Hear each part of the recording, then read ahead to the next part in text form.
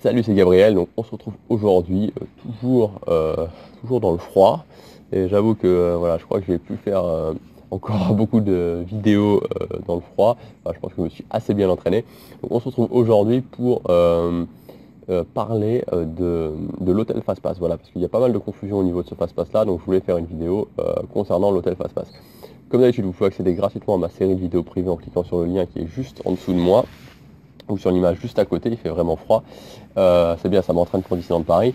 Donc dans cette série de vidéos privées, je vous donne vraiment un meilleur conseil pour économiser de l'argent sur votre réservation, économiser de l'argent quand vous êtes sur place et gagner du temps quand vous êtes sur place. Et vous verrez, ça fait vraiment la différence. Donc l'hôtel Fastpass. L'hôtel Fastpass, c'est quoi? C'est un Fastpass donc qui va se présenter sous la forme d'un ticket de demi-pension. Enfin, ça a juste la forme d'un ticket de demi-pension, la forme et la couleur. Et vous allez pouvoir l'obtenir en allant au Golden Club Forest, qui est le club privé du Sequoia, au Compass Club, qui est le nouveau club du Newport Bay Club, qui va ouvrir en décembre, ou en chambre standard au Disneyland Hotel. Donc vous aurez un Fastpass par jour et par personne.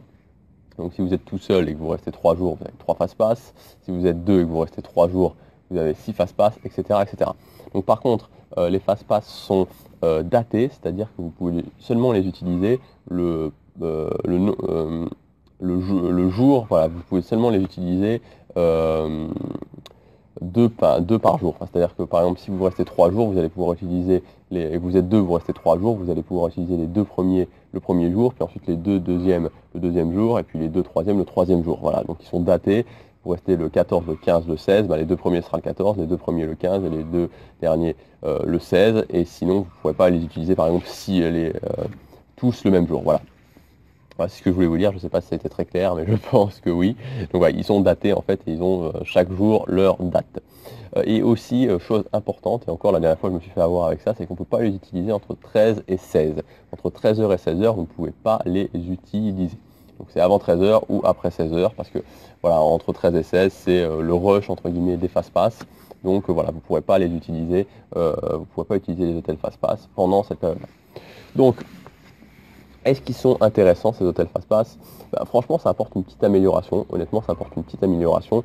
Maintenant, voilà, parce que ça vous fait gagner un Fastpass dans la journée. Donc si vous gérez bien, vous pouvez avoir 3-4 Fastpass pendant les basses saisons et peut-être 2-3 Fastpass pendant les hautes saisons. Donc ça vous fait gagner une attraction que vous allez faire beaucoup plus facilement et ça c'est vraiment intéressant.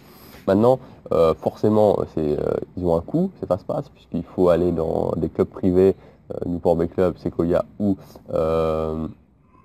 les chambres standards au Disneyland Hotel, donc ça a un coût. Donc très honnêtement, je ne pense pas que ça vaille le coup, enfin, ça vaille l'intérêt de se dire je vais aller au Newport Bay Club, par exemple au Compass Club ou au Sequoia Golden Club Forest, juste pour avoir ces Fastpass là. Donc franchement voilà, vous pouvez très bien vous en sortir sans. Maintenant si vous avez envie d'y aller pour d'autres raisons, parce qu'il y a le petit déjeuner qui est mieux, le goûter, les chambres, etc. Pour tout un ensemble de choses à ce moment-là, oui, mais les Fastpass en eux-mêmes ne valent pas la dépense. Donc clairement pour ceux qui disent je vais y aller pour les Fastpass, c'est pas une très bonne chose. Voilà. Maintenant c'est vrai que c'est une offre, voilà, c'est une offre sympa.